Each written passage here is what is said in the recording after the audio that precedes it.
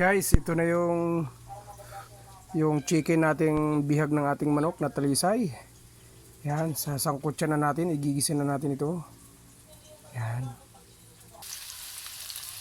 Tayo guys ay nagisa na ng bawang, luyan dilaw, sibuyas, tapos luya.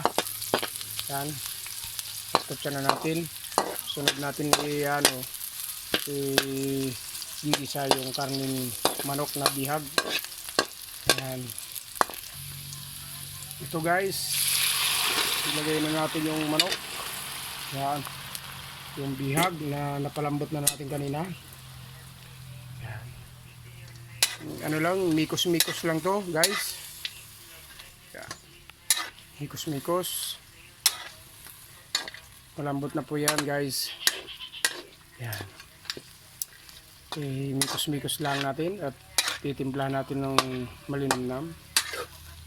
Mamaya natin nalagyan ng gata pag napaiga itong tubig nito na ginisa. Ito po yung tubig ng laman ng manok. Ayan guys, susunod natin ay yung gata. Ayan. Una at huling gata. Ayan. Mikos-mikos na natin. Ayan. Yan.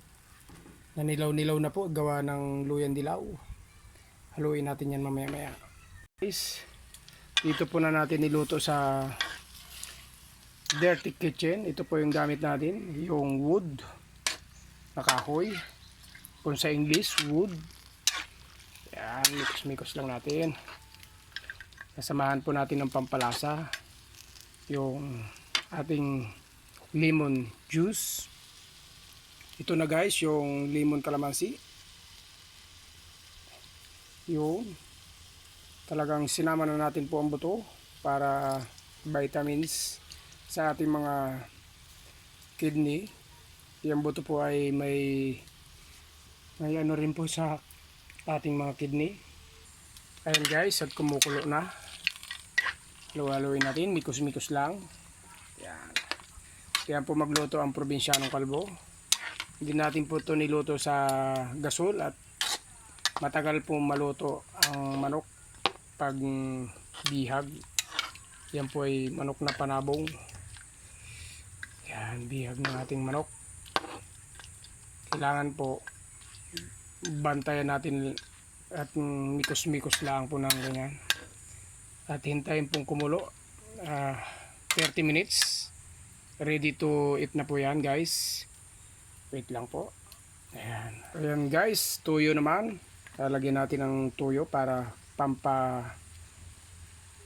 pampasarap. Para nanunuot po yung sarap at lasa ng manok. Ayan, todo na natin.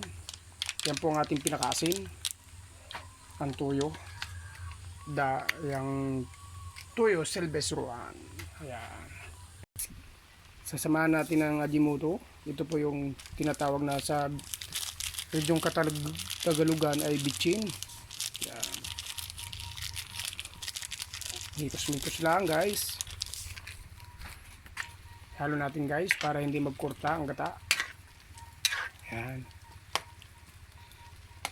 Yan. Ang pampalasa, lagyan natin ng pampalasa ang sili, labuyo. Guys, at nalagyan naman natin ng sili. Ito yung dahon naman ng sili para sa ating puso at baradong ugat. Ayan. Kailangan po may natural tayong pampatanggal ng anti-barado ng ugat sa mga masibo. Siyempre, nalagyan na natin ng bawang yan. Malasang-malasa na po yan guys. Ayan. Mikos-mikos lang. At paluto na. Ayos naman ang apoy. Ayan. Maya-maya ulit. Siyempre guys, nalagyan natin ng mga sangkap. Ang gagawin natin naman ay titikman kung anong lasa. Titikman natin kung anong lasa. Nanunuot ang kanyang sarap. Talagang pagka-native ng manok. Talagang sagad sa buto. Ang yum-yum. Ito na po. At kakain na tayo. Let's go Philippines!